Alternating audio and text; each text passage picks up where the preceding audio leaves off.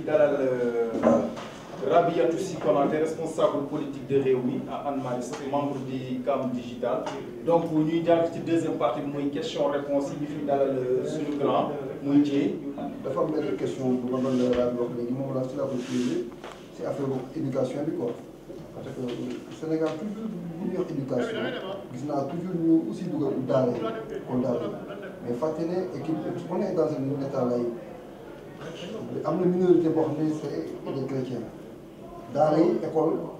c'est religieux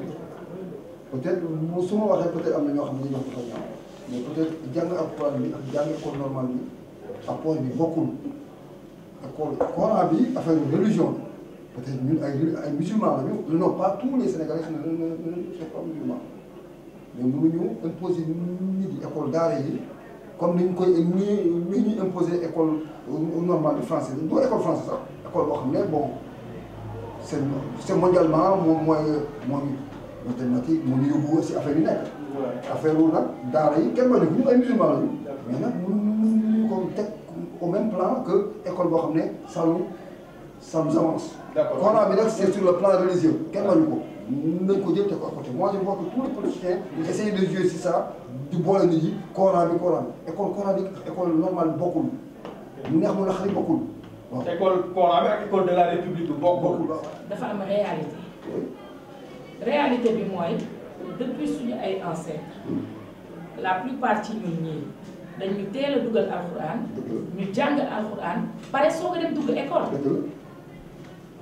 donc yow mun nga bëgg a continuer ni damaa bëgg a dem ba keroog may màgg ci alxuraan lay jàng comme ni ñu def ay kokki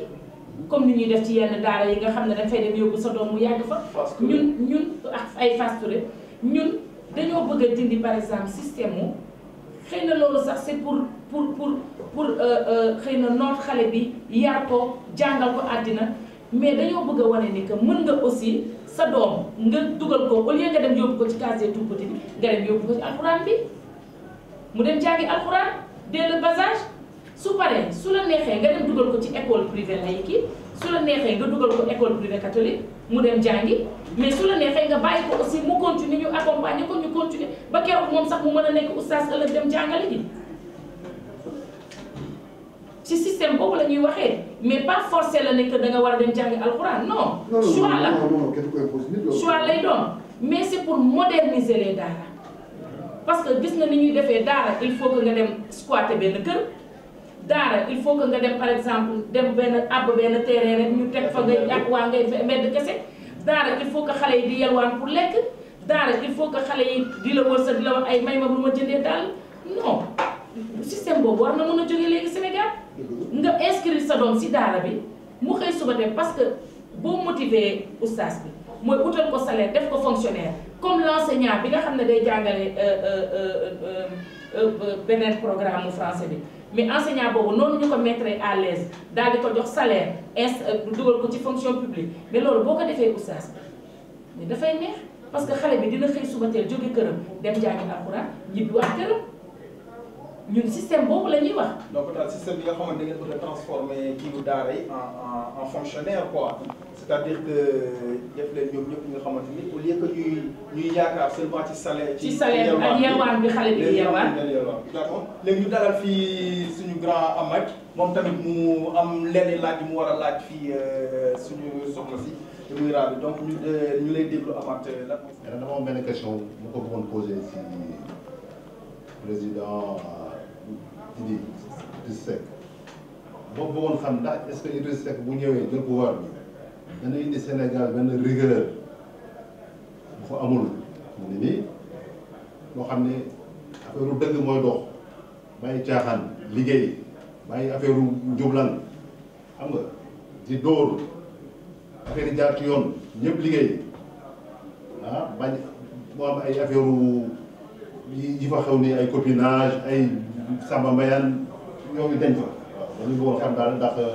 donc bu ñëwee dana ci def daal. voilà donc ci question bi li muy bëgg a wax daal moom est-ce que li ñuy politiciens yi yaakaar naa partam mooy maanaam éthique morale déontologique bi ngeen di wax bi noonu est-ce que tey li ñu mën nañ ko boole maanaam ci parti bi ne loolu est-ce que tey léegi mën nañ ne loolu jot na. jot na tey éthique morale déontologique bi ngeen di doon dig bi ngeen ñu doon nampatal bi tey est-ce que tey Idrissa il a am na doole wu maanaam est-ce que am na carcan loolu pour mën a porter loolu tey est-ce que mën nañu ne waaw voilà mën nañu ne gonga bu fa Idrissa ñëwee tey.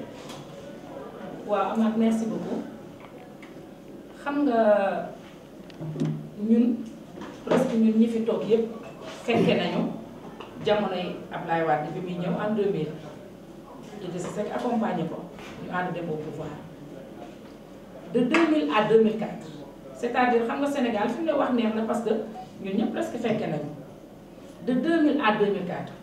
bi Idrissa Seck nekkee ak Ablaye Wade ñëpp xam nañ ni rigueur la demee woon les Farba Senghor yi di rëy la mentee mosuñu woon nekk ministre de Idrissa ne l'a jamais accepté du ko nag Idrissa bu soobee yàlla l'homme qu'il faut à la place qu'il faut lay def c'est pas parce que benn Rabiatou Sy dafa ñëw militer réew mi ñëpp xam ko ci mu nekk ci rek que dafa war nekk ministre préparé nañ ci loolu de c'est pas parce que damaa sonn si moom que ëllëg day defar gouvernement war ma dugal ci biir gouvernement bi non Idrissa ne fonctionne pas comme ça même soo nekkulee ci parti bi moom ñëpp xam nañ ko ni dafa fonk ay background nag ay yooyu moom Idrissa ñëpp xam nañu loolu la fonk au moment opportun Idrissa dina seet sénégalais fu mu nekk si àddina bi te xam ne am na boobu am na compétence mu war ko dénk lii bokk nga réew mi bokkuloo réew mi dina la woo nga ñëw liggéey parce que moom rigueur lay doxee man une femme m'a dit bu doon liggéey présidence mu ni ma Rabi ma ne ko amul ma sa leader bi de ànduma ak moom mais wóolu naa ni buñ ko joxee Sénégal dina ko liggéey mun ma xam nga lu tax ma ne ko mu ni ma Idrissa Seck bi mu nekkee premier secrétaire à la présidence nee na ma couloir yi kenn ñemewu cee taxaw di wax téléphone xalaatoo te loolu weddiwu ma ko ci femme boobu parce que ñun suñu parti noonu lay doxee ñun suñu parti noonu lay doxee de suñu parti rigueur la ko Idrissa yore mais moo tax mu mën ko yore 2004 ba 2018 te kenn déggu ci benn coow ñi ngeen ci dégg ñu dem yëpp bokkuñu mais ñun ñi fa toog rigueur la Idrissa di doxee bu soobee yàlla sans aucun doute Idrissa buñ ko joxee Sénégal ci raay yi la koy def. ci kaw dina changer mentalité yi nag maa ngi dégg keroog mi ngi koy wax ak les Sénégalais de la diaspora aux États-Unis bi muy rencontré waa New York mi ngi naan leen réew du changer mukk tant que peuple bi nga xam ne moo constitué réew mi taxawul pour changer. am na loo xam ne tamit nag Sénégalais yi ñoom ñoo ci war a taxaw ñu ànd ci ak ñoom liggéey Sénégalais yi ñoo war a taxaw pour ñu ki léegi nag lu waay defoon ci loo xam ne lu yàq Sénégal la rek moom bu soobee yàlla dina si taxaw du ko def nag pour xeex comme ni Macky Sall def pour jël Karim Wade patam moom ndax ragal nga Karim Wade ne c'est un candidat crédible nga jàpp ko kii ko ni enrichissement illicite jël ko waxoo Sénégalais dara teguloo dara ci kanamu Sénégalais loo xam nekk nii lu ñu mën a xam la nga jàpp ko exilé ko non Idrissa ne fera pas comme ça. d'accord léegi li ñu mën a tënk daal ci jàpp ci. du ko xeexee mais nag fu alalu Sénégal nekk dina ko jël. léegi li ñu mën a jàpp j'espère que elle a apporté des réponses claires. te impunité aussi dina fa jóge parce que Idrissa dootul siéger si conseil supérieur de la magistrature dootul bokkati on aura une justice indépendante incha allah. incha allah donc suñu la dégloo bu baax daal man daal li ci mën a jàpp daal moom mooy wàllum da nga ne daal fépp Sénégalais nekk am fa compétence Idrissa dina la dem jëriñ ci la kaw loolu nag la ñu dalal suñu benn mbokk bu tudd El Hadj Faye bi nga xamante ne dafa am compétence 46 ans léegi bëgg ko yëkkati fii nag yóbbu ko Sénégal donc nag ñu bëgg jàll parce que micro bi comme ça moom 46 ans la def fii mu yor expérience am bëgg na léegi moom naka la ko mën a jàllale dem Sénégal te comme idée fépp fu Sénégalais nekk am compétence bu jëli la donc l'homme qu'il faut à la place qu'il faut mu ngi nii donc. asalaamaaleykum wa rahmatullahi wa barakatuh maa ngi leen di nuyu di la remercier Rabi si lii nga xam ne jox nañu occasion ñu mën di wax si li nga xam ne moo am ci Sénégal comme ni mu ko waxee man yàgg naa fii am naa fi yaakaar naa xam-xam bu rëy du si li may liggéey de mais nekk ak nit ñi di côtoyer fii di jéem a am fii di jéem a def fële léeg-léeg tax na ma am na wóor ma ne am na compétence boo xam ne mën naa def lu bari si Sénégal li ma xam nag fii dama bëgg xam nan lañu ñun ñi nga xam ne ñoo nekk fii nan lañu mën a def li ñu xam fii ñu yóbbu ko foofu si Sénégal jàppale waa Sénégal parce que yaakaar naa ne pour affaire transfert de technologie ou de savoir il faut absolument que ñi nga xam ne ñoo nekk à l'étranger ce qu'ils font et ce qu'ils font puisse le ramener au pays tubaab bi la ko fa indi daal bu fa ñëwee daal dafa ñëw jël si daal ñun ñoo mën a indi li nga xam ne ñoom la ñu xam pour yóbbu ko Sénégal moo tax ñuy man du question damay ñaan ñoom ñu xool ñu ñun pour bu ñu ñëwee foofu di indi dara ñu jàppale ñu pour ñu mën ko fa taxawal waaw bu ñu gisee tamit ñuy def ñu ñëw pour jàppale ñu si loolu parce que keneen du ko fa indi te ñun ñii nekk fii gis nga bu léegi boo xoolee di nga gis ne Sénégal yi bàyyituñu fii ñëpp dem nañu di fi gis ay Érythréens ay Somaliens ay Sénégalais yi am ñun ñii des fii nag li ñu xam fii buñ ko fi bàyyee ba ñeneen kii ah waxuma ne deneen duñ ko fa indi de waaye yal nañu yàlla jàppale ba ñun li ñu xam ñu jox ñu possibilité indi ko foofu. waaw man de doyen dama bëgg rek dalal sa xel bu baax pour wax la ne président Idrissa Seck incha allah bu ko yàlla joxee pouvoir bi il sera un président vraiment proche de son peuple te pour le moment nii nee naa leen pas plus tard que dimanche on était ensemble ak moom ak la marque y avait des Sénégalais yu ñëwoon yoo xam ne comme yow yoo xam ne bokkuñu ci parti bi mais dañu ñëwoon pour rencontrer ko def ko ay propositions. Les propositions yooyu man de xam naa ni am naa accès si moom mun naa wax ak moom téléphone mun naa ko gis conjour boo defee proposition incha allah dinaa ko ko jox dina ko lire dina xam dinaa ko wax sa tur dina ci jël note bu soobee yàlla. jël note parce que tamit moom ce sera toujours un plaisir pour moom pour que les Sénégalais de la diaspora ñu intégré waat leen Sénégal. parce que y en a beaucoup man fii laa nekkoon 2007 laa ñibbi. y en a beaucoup yoo xam ne bëgg nañu ñibbi mais yàgg nañ fi xamatuñu en fait bu ñu demee Sénégal à quel sens peut-être amatoo repère xamatuloo parce que gëj nga Sénégal mais incha allah au moment opportun dinañu créer surtout suñu ministère des Sénégalais de l'extérieur bi nga xam ne du comme bii xur dabb bii nga xam ne dañ ko def rek pour titre non au moment opportun boo leen demee ci ministère des Sénégalais de l'extérieur dinañ leen mën a intégrer waat incha allah Sénégal. ba nga xam ne dinañ leen mettre à l'aise boo leen amee seen ay projet ngeen ñëw soumettre ko président lu ñu leen si mën a jàppale ñu wax leen ngeen dem à qui de droit ngeen adressé wu foofu ñu jàppale leen pour cette insertion au Sénégal kooku moom le problème ne se posera pas incha allah. d'accord merci beaucoup Rabi pour ci question yi ci réponse leer yi donc ci kaw kàddu boobu rek toujours dañu dalal monsieur Dramé président de l'association Boldor mi ñu dalal tamit fii ci local am donc moom tam mu bëgg ci apporter benn contribution daal donc ñu lay déglu monsieur Dramé. asalaamaaleykum maa ngi leen di gërëm di ngeen ubbilee ba mu mën a adressé wu ak ñi nga xam ne dañu aspiré pour diriger le Sénégal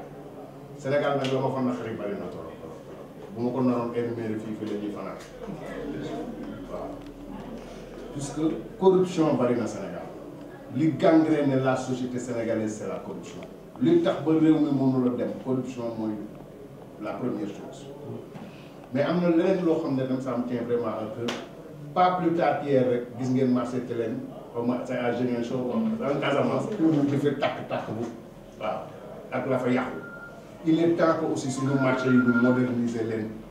marché yi kenn xamul lu ñuy nuyu salte nañu amul sécurité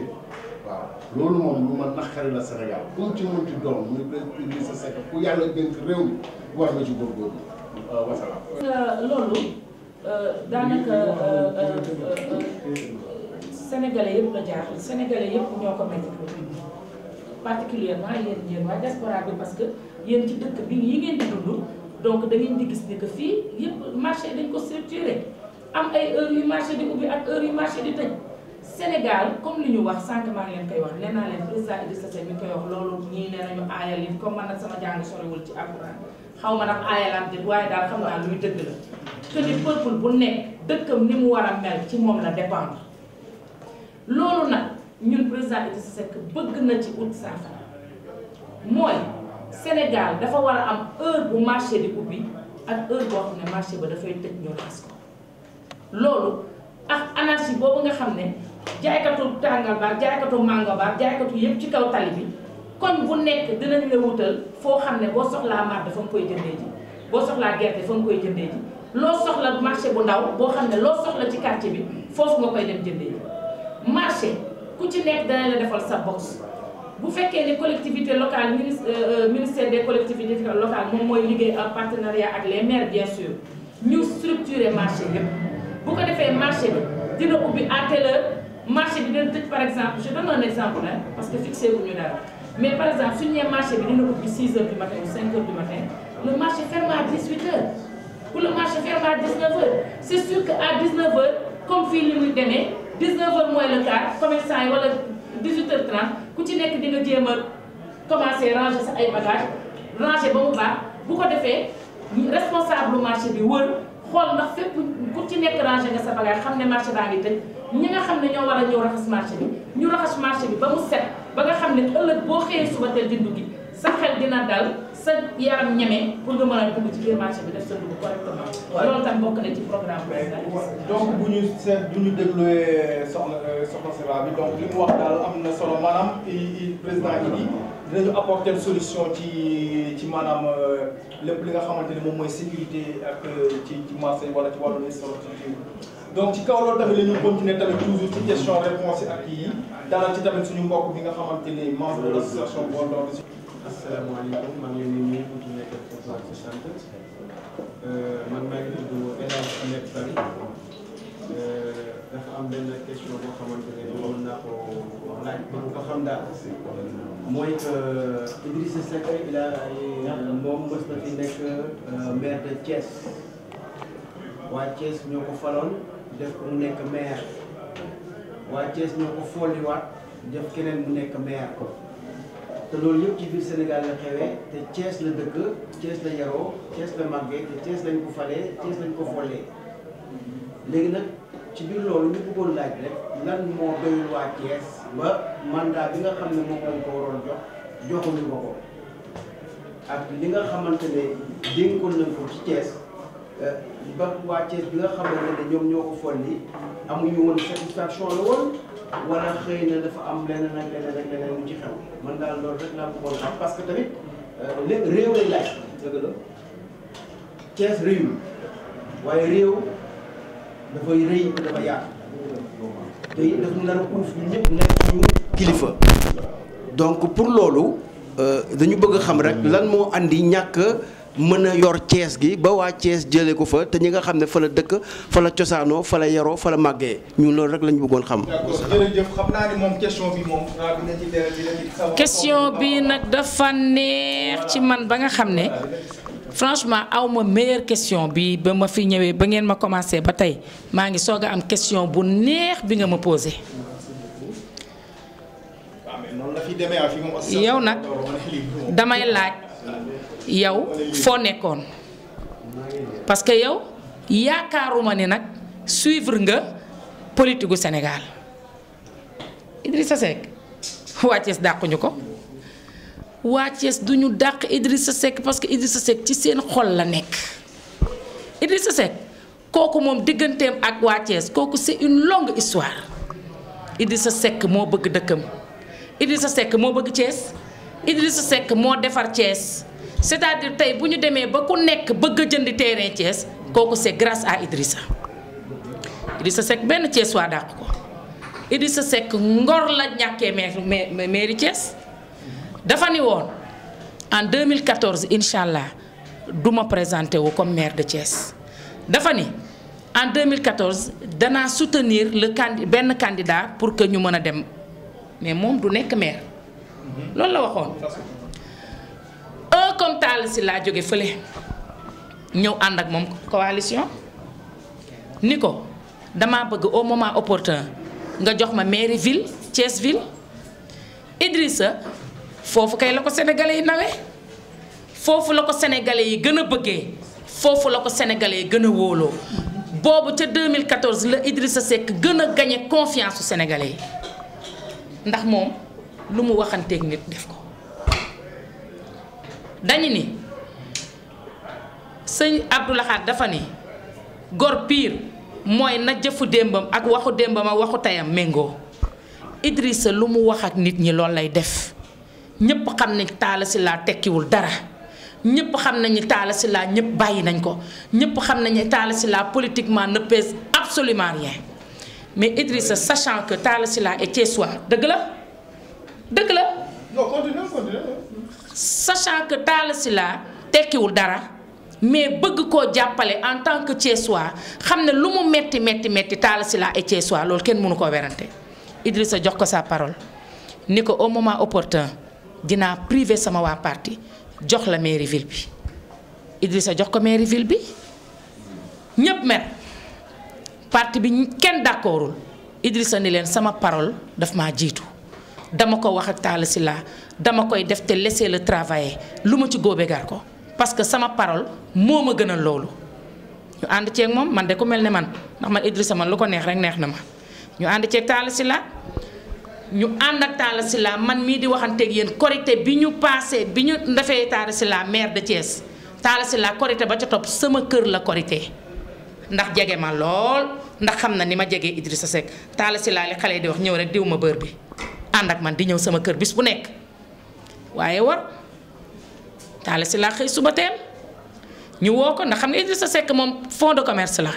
moom Sénégal moom ku bëgg a baaxle rek waxal Idrissa Seck lu bon moom ndekete Talla Sylla dafa laloon waram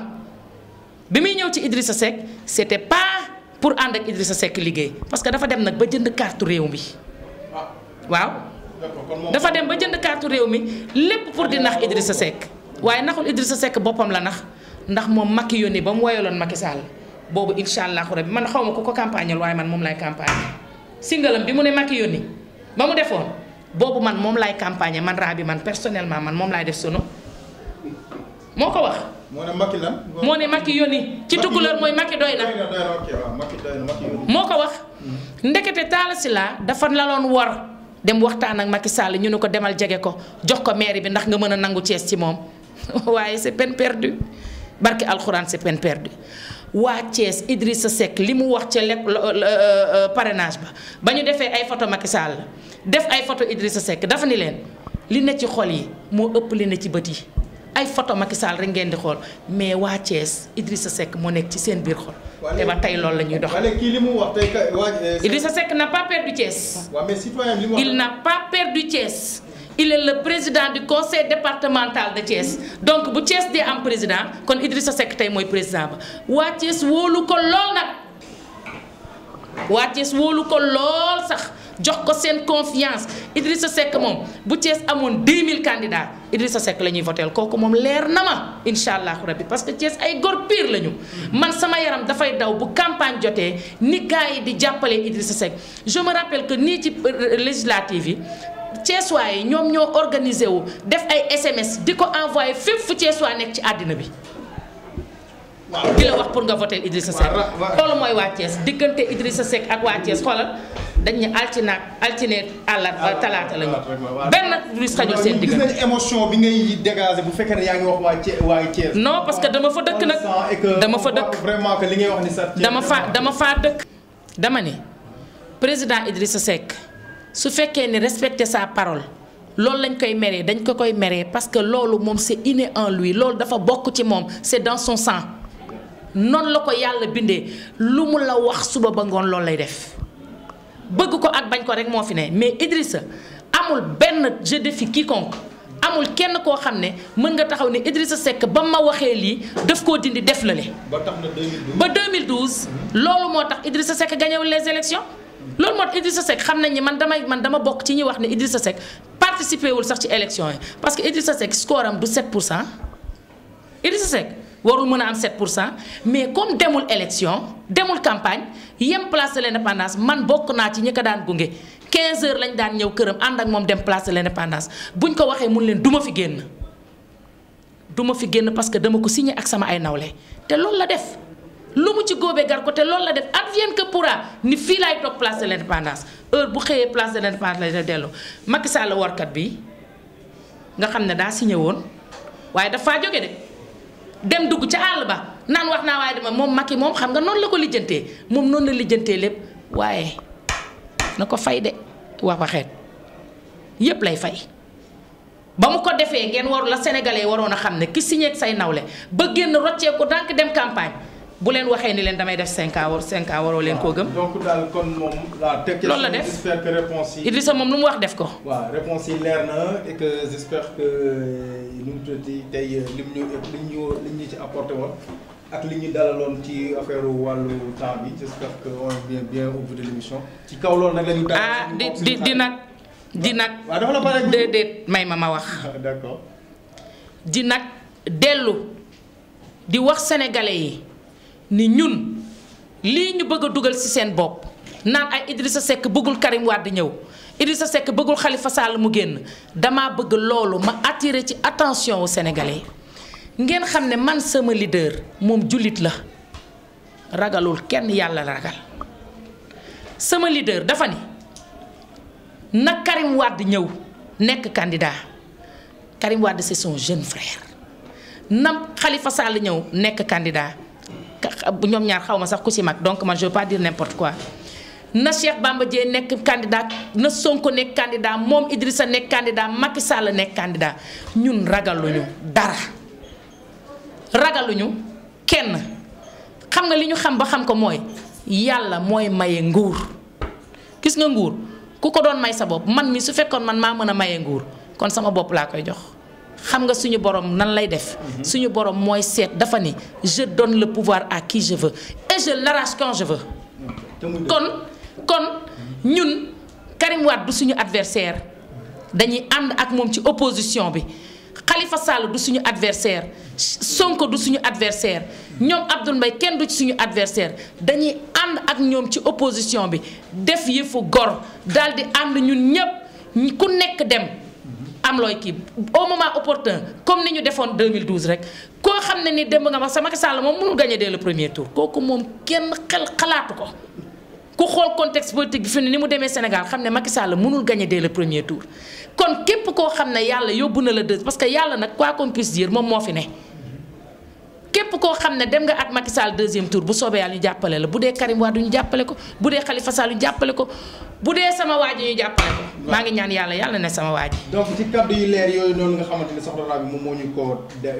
ko jàllale ci kaddu yu leer yooyu nag la ñu comme yàlla moom mooy joxe moom mooy nangu moo tax ñu bëgg a laaj tamit Khalifa moom tamit ci di ko dalal mu nekk suñu mbokk tamit ñu nekk ak moom fii voilà moom tam muy def ay affaire yu garaaw donc ñu bëggoon ko moom tamit jox ko participation mu jéem a xool yan lay participer ci quoi ci débat bi. Khalifa ñu lay dalal. alors asalaamaaleykum man la Khalifa Ababacar Diop tey moom pour may joxe samay question dama sol jël sama mbubbu politique teg fële jël mbubbu coordonnateur de 1 million marche France biñ ma nommé bu yàggul moom laay posé samay question nag dafa nekk question yoo xam ne c'est un ensemble de personnes comme le projet de 1 million marche li mu nga xam ne lu mu sumba muy est que c'est un projet c'est ni un parti politique ni un mouvement politique ni une association mais c'est un ensemble de personnes qui sont que des patriotes yi nga xamante ni dañu bëgg a jëflante ak Macky Sall donc ci biir loolu sama question nekk dama bëggoon laaj le président Idrissa Seck représentant toog fii nga xam ne le président Idrissa Seck c'est notre frère ma bëggoon xam ci lan la xalaat ak Aly Ngouille Ndiaye mi nga xam ne dafa wax devant tout le monde ne képp koo xam ne Benno Bokk Yaakaar nga wala Macky Sall nga moom dafay fexe ba ngay jot say carte d'identité ba pare tey ma am ay information yoo xam ne wax naa ko ci direct live notre sœur Mati Fall muy Mati 3 Pommes ñu woo ma téléphone ne ma Macky Sall am na ay prisonniers yoo xam ne daf leen def loo ay carte d'électeur pour ñu voter ak ñoo xam ne ñi ngi jógee Gambie ñii jógee Mauritanie ñii jógee Guinée Conakry ak Guinée Bissau loolu lan la si le président Idrissa Seck xalaat ak opposition bi puisque dañ doon wax en 2012 tout sauf Wade bii nii comme ni nga ko waxee tantôt muy est que tout sauf Macky nañu war a def ñuy ñaan ki nga xamante ne nii moom la yàlla nama mu doon président Sénégal mu doon ko ma lay posé sama sœur Rabi question boobu rek laa amoon li ma lay posé en tant que coordonnateur de 1 Million Marche mais pas en tant que politique. jaajëf waaw jaajëf merci beaucoup suñu frère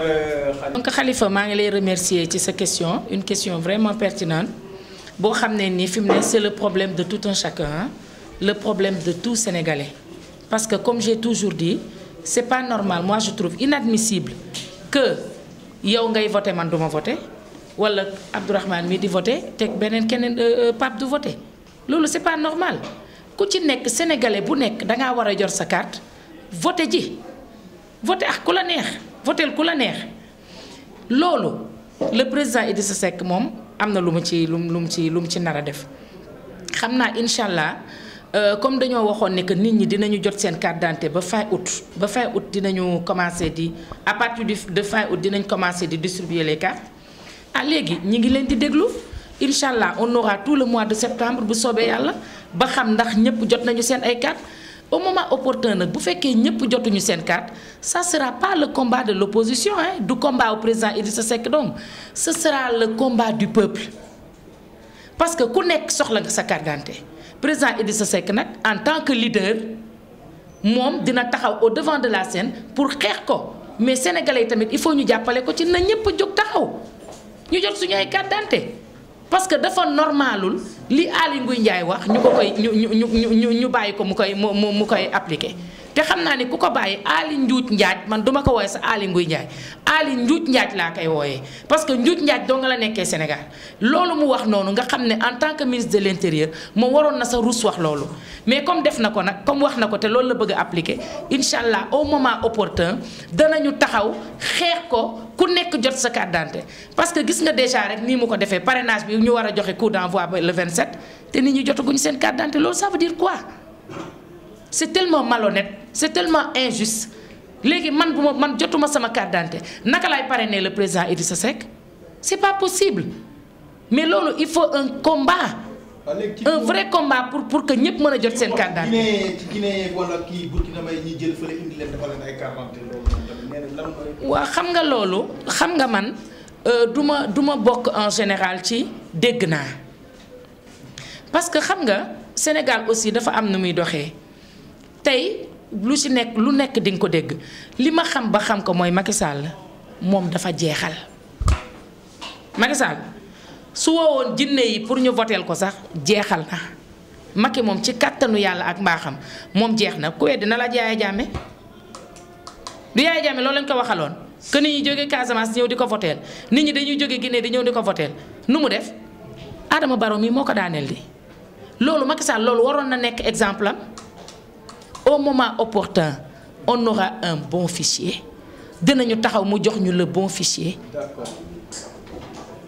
Aly Ngouille Ndiaye nag danañ ci def luñ ci mën pour que Aly Ngouille Ndiaye du organiser les élections parce que Aly Ngouille Ndiaye on lui fait plus confiance les Sénégalais ne lui font plus confiance donc Aly Ngouille Ndiaye mënul organiser des élections. Quelle sera la solution le jour où il va organiser la solution? Vous allez pas faire descendre le peuple encore pour leur encore se faire demander. C'est le combat du peuple bay wàcc. Oui, mais s'il est nommé. peuple bi mooy wàcc Aly Ngouille Ndiaye du organiser élection yi parce que lii mu wax nii ñun wóoluwuñ ko. li mu wax ni benn peuple bi tam wóoluwuñ ko parce que ñëpp ko seetaan dinaa voté loo dinaa fexe ba waa APR inscrire dinaa fexe ba ñu jot seen carte d'identité dinaa fexe ba ñu voté ji Aly Ngouille Ndiaye làkkuñu portugais làkkuñu chinois wolof la ñu làkk te il s'est adressé aux Sénégalais. Oui, mais ça c'est dans le combat de l'opposition moo war a xeex loolu quand même ba bu fu APR ak peuple bi nga xam ne président bi pour ñoom la il faut que peuple bi ci boppam gis nga Pape fi mu nekk ni Sénégalais yi ñor nañu. Effectivement. Sénégalais yi moom bu soobee yàlla ils vont porter le combat dañ porter combat bi de. Ils porteront le combat si dinañu fexe ba mu jox ñu suñu carte d'identité dinañu fexe ba Aly Ngouille Ndiaye du organiser élection yi parce que on ne lui fait pas confiance. Il faut pas aussi que ce soit des leaders yoo xamante ni ñun la ñu jiital ñun peuple ci kaw ñun ñuy récupérer ay lacrymogènes ñoom ñu nekk tamit ci ginnaaw parce que yow tamit nee nga Sénégalais yi ñor nañ ci loolu tamit. man de sama président marche bu am ba keroog ca parrainage ba gis nga dañ ma koo dencal ca dafa génn buntu këram rek ñu jël ko ba ñu julli gee ba pare lañ koy soog a bàyyi kooku moom kenn mënu ko waxal dañ ni dina nekk au devant de la scène ngeen topp ci gannaaw. il va pas le faire tout seul hein. nañu ànd ak moom ñu xeex ko parce que Macky Sall moomuñu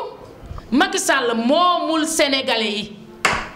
moomul sénégalais yi boo taxawee di wax sax say mbokk di la woo naan lan moytu la dinañ la jël sec mais on est où qu'est-ce qu'on a dit qu'on doit pas dire. Macky Sall nee naa leen président Senghor daf fee nekkoon dem Ablaye Wade ñëw dem Abdou Diouf ñëw dem Ablaye Wade ñëw dem Macky Sall ñëw dem day dem sama day dem Macky Sall dem na ba pare Macky Sall dem na le peuple lui a tourné le dos ku gis Sénégal ni mu doxee xam ne peuple bi bàyyi nañu Macky Sall un peuple qui a faim un peuple qui a soif un peuple qui se soigne pas mais kooku lan la ñuy doyee Macky Sall. donc un peuple qui a faim. doyewuñ ko dara Macky Sall bàyyi nañ ko sénégalais yi bàyyi nañ ko sénégalais yi nee nañu Idrissa Seck la man li ma jëlee ci diaspora bi dafa neex président il faut ma wax la li ma jëlee ci diaspora bi ndax waa diaspora bi nee nañ ma réew mi mooy defar réew mi nee nañ ma réew mi moo gën ci réew mi. comme Sénégal dafa xiif Sénégal dafa mar dafa lii donc te kenn rek moom mooy comme ni ko ak Rabi waxee donc kenn rek mooy solution bi mooy parti réew mi donc ci kaw loolu nag la ñuy jox tamit Rabi mu conclure. sama conclusion dama bëgg a wax sama waa parti wax tamit waa Sénégal yi nga xam ne dañ may seetaan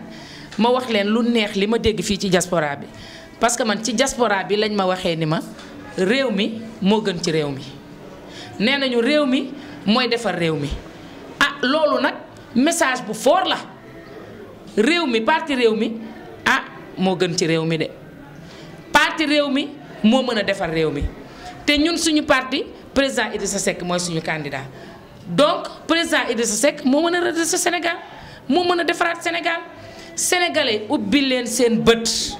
bu leen kenn divertir bu leen kenn nax bu leen kenn dugal ci loo xam ne xamu leen ko dama ni sénégalais choisir leen président Idrissa Seck pour qu'enfin ñu am un Sénégal meilleur ñu am Sénégal bu baax ñu am Sénégal bi nga xam ne moom la ñuy rêver ñu am Sénégal bi nga xam ne ñoom Serigne Touba Cheikh Ahmadou Bamba loolu la ñu bëggoon ba loolu la ñu bëggaloon ñoom Seydi Hadji Malick loolu la ñu bëggaloon duma lim suñu chef religieux yi donc ñooñu Sénégal boobu ñu bëggoon président Idrissa Seck moo taxaw pour yóbbu leen fa def leen ko confiance bu soobee yàlla doo leen ko rëccu def leen président Idrissa Seck confiance bu soobee yàlla doo leen ko rëccu moom moo mën a redresser Sénégal président Idrissa Seck rek moo fi mën a dégager Macky Sall bi léegi nag may remercier waa diaspora bi bu baax a baax a baax a baax may remercier waa diaspora bi bu baax a baax a baax a baax particulièrement waa Paris parce que accueil bu chaleureux lañ ma accueillir jàppale ma wéttali ma wéetuma benn yoon ci sama séjour fii ma toog nii association Bol d'Or sénégalais yu baax sénégalais yu bëgg seen bopp sénégalais yu xam li ñu bëgg ay sénégalais yu taxaw yoo xam ne dama kontaan ci man li ma nekk Sénégal ndax li ma leen fekk fii ni ma leen fekkee ñu toog ni ma leen fekkee ñu ànd ñoom ñëpp mais unis comme une seule famille nekk fi man nee naa leen man dama leen sax ñee parce que man li ngeen am ñun amuñu ko sax Sénégal boo leen wàccee yéen ñëpp ngeen daje fi waxtaan bi naan ataaya bi ñii di naan boisson ñii di lekk ñii di waxtaan ànd ñoom ñëpp franchement man association Bol d'Or mention spéciale à vous kontaan naa torop ba ma fi ñëwee ba tey fayu ma fi lekk fayu ma fi naan lépp ñoom ñoo ma si jàppale di ma ko paye di waxtaan ak man di ma wéttali balaa ma fiy jógee guddi laa fiy jógee dem sama kër donc kontaan naa torop maa ngi leen di remercier jaarale ko ci président Dramé donc ci sama frère yi yëpp du ma lim macha allah mais kontaan naa torop di remercier nag Jamono TV Jamono TV nag dafa yàgg man ak moom de maag Jamono TV ca bam koy sos man ak moom sama frère yore ko Majib Kébé donc moom tamit ma koy remercier bu baax di ko wax ne ko rek ñu koy xañ Sénégal nag incha allah parce que Jamono TV tam il faut mu ñëw def ay preuve am Sénégal comme def na ko fii il faut mu ñëw Sénégal ndax soxla nañ ko ci campagne bi moom il faut ñu am visibilité. donc mi ngi noonu maa ngi remercier sama frère Majib Kébé ci Jamono TV di remercier sama doom ji di Pape Soirée kontaan trop ci jaar bi ma jaaroon fii merci beaucoup à bientôt. wax nag képp ki nga xamante ni lii émission ki lii la def Rabi def donc ku ci bëgg tamit place bii mu toog ku ci bëgg a toog mën nga cee toog contactel Jamono TV donc ñu wax ne lii ubbil nañ ko ñëpp ñun duñu benn ñun dañoo ay ndey ji seex lañ waa njaaxaan lañ tëddee képp nga xamante ni yëg nga lii Rabi yëg ba ñëw fii def live am contacter ñu fii ci Jamono TV wala nga ñëw ci 32 rue La Gloire nga jël sa lii jël sa jour dinañ la ko defal donc ñu leen di remercier merci beaucoup et remercier aussi public bi fi toog bi yëpp ak ñi fi ñëw participer tamit ñëpp ci participer seen i question rafetlu ko bu baax a baax di leen wax ne leen jaajëf ba beneen yoon toujours sur Jamono TV 32 rue La Gloire avec association Bol d'Or salaamaaleykum